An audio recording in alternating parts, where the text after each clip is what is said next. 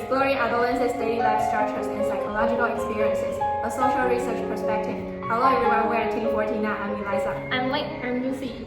According to Erickson's psychosocial stages, the primary task for adolescents is to explore their identity, which requires a degree of trial and errors as well as personal autonomy.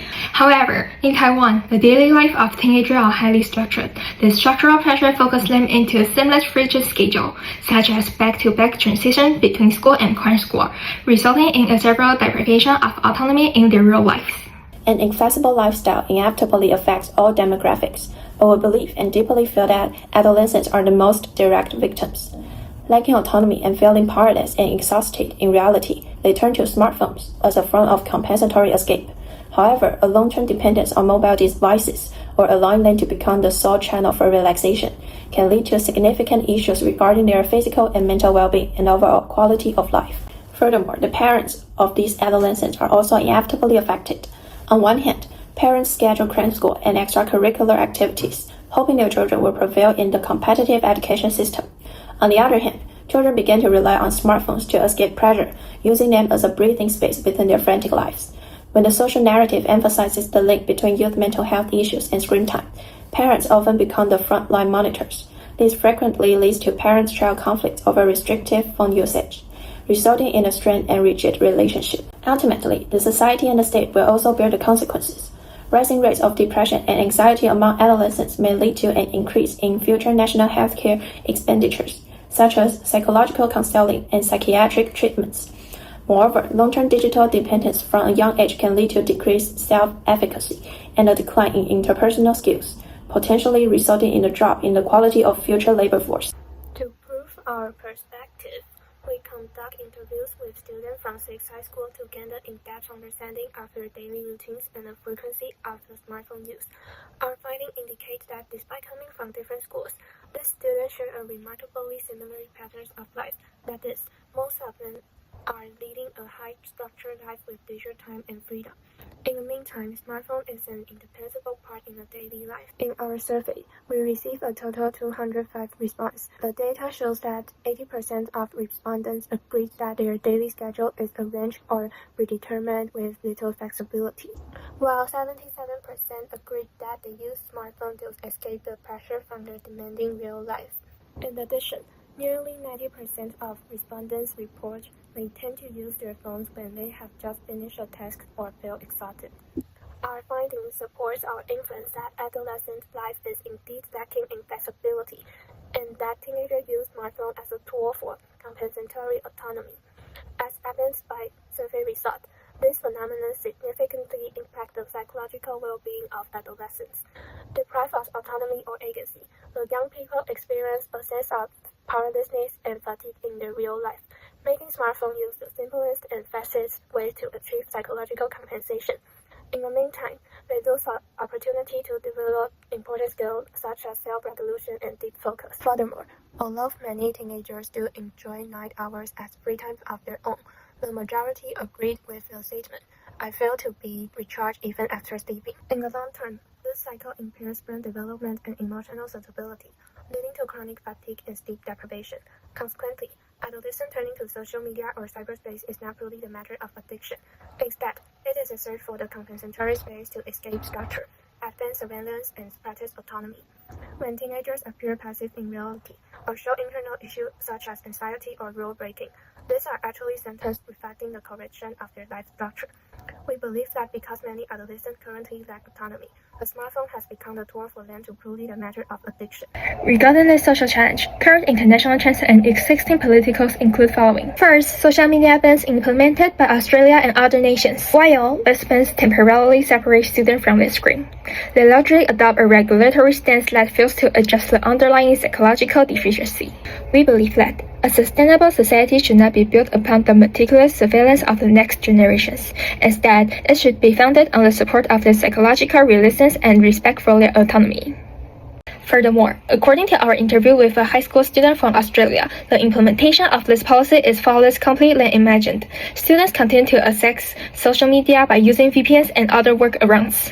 Similarly, Taiwan has attempted to introduce a draft for a school mobile phone ban. However, this draft remains fraught with controversies such as whether the confiscation of phone violates students' privacy rights, and who should bear the legal responsibility for the safekeeping of these devices. Second, mental health support program. This policy provides individuals aged 15 to 45 who hold the Taiwan National Health Insurance card with free psychological counseling sessions. Of this political demonstrates the government's acknowledgement that the mental well-being of Taiwan's younger generations require greater attention. However, for adolescents aged 15 to 18, the policy presents a practical dilemma. They must find extra spare time for counseling within the life that already lacks flexibility and rest. Furthermore, once the first season is utilized, the remaining 2 must be complete within 3 months. While the policy is well-intentioned, for teenagers trapped in a rigid schedule, it often feels like a visible but unsearchable lifeline. Mental health days for high school students. Taiwan has currently introduced Mental Health Day, allowing each student 3 days of leave per semester without requiring a medical certificate. However, parental consent remains mandatory. According to our interviews, the implementation of this policy varies significantly across schools. Some institutions count this absence as sick leave, while others impose additional hurdles and administrate very specifically for mental health leave. Our survey on this policy yielded 2 critical findings. First, only about 20% of students have actually utilized this leave when experiencing psychological distresses. Second, because parental consent is a prerequisite, we asked respondents, when facing mental health challenge, do you want your parents to intervene? About 73% of students expressed that they do not want their parents' involvement. This creates a paradox. If parents do not intervene, they remain unaware of the child's conditions, which in turn prevents the student from accessing the leave they need. So, what policy do we propose to address these issues? We'd like to propose 2 policies. The first policy is to increase on-campus psychological counseling groups and cooperate with private psychological counseling institutions to ensure that every school has psychological counseling resources. Psychological counselors are a professional occupation and do not need to take on other courses. Therefore, compared to guidance teachers, counselors can make students feel more at ease speaking out about their inner troubles and can provide more professional advice. In addition, because guidance teachers have to teach classes and are in contact with other students for a long time, increasing the number of counselors can greatly reduce the possibility of students being accidentally discovered by other classmates during counseling.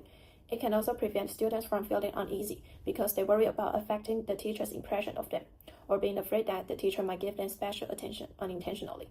Therefore, recruiting professional psychological counselors can avoid similar problems. The advantages of this policy are that adolescents can get professional channels to solve their psychological worries and can also explore themselves during the counseling process. However, the disadvantages are that it will require a large amount of resources and funding, and for private clinics, cooperating with schools might be unprofitable. Therefore, it requires strong government cooperation and subsidies.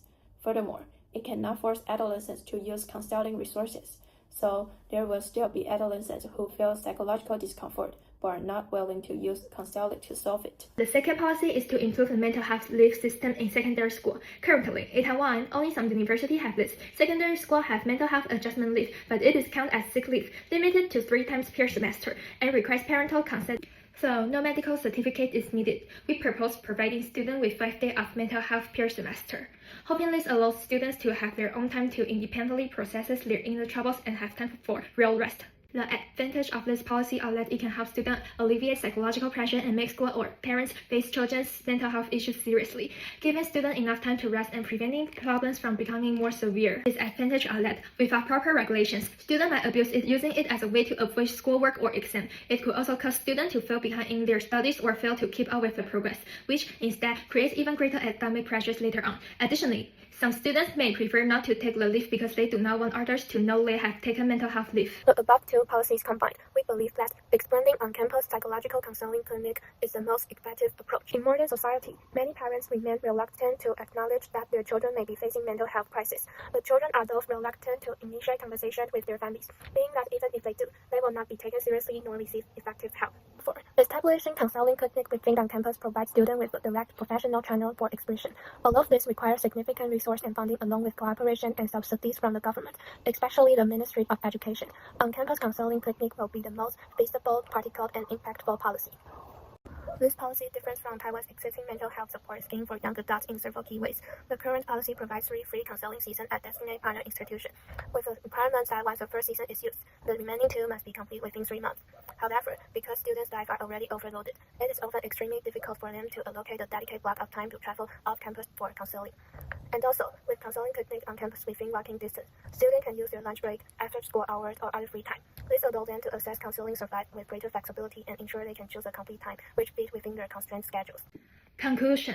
Fundamentally, we must recognize that a sustainable society cannot be built up to the meticulous surveillance and structural oppressions of its next generations. Returning to Erickson's theory, if adolescents are denied the autonomy to explore their identities in reality, the resulting digital compensation and psychological footage will eventually erode the nation's human capital. By transforming our schools from rigid time containers into supportive environments equipped with professional on-campus counseling, we do more than just solve phone addiction. We are investing in the psychological resilience of further citizens.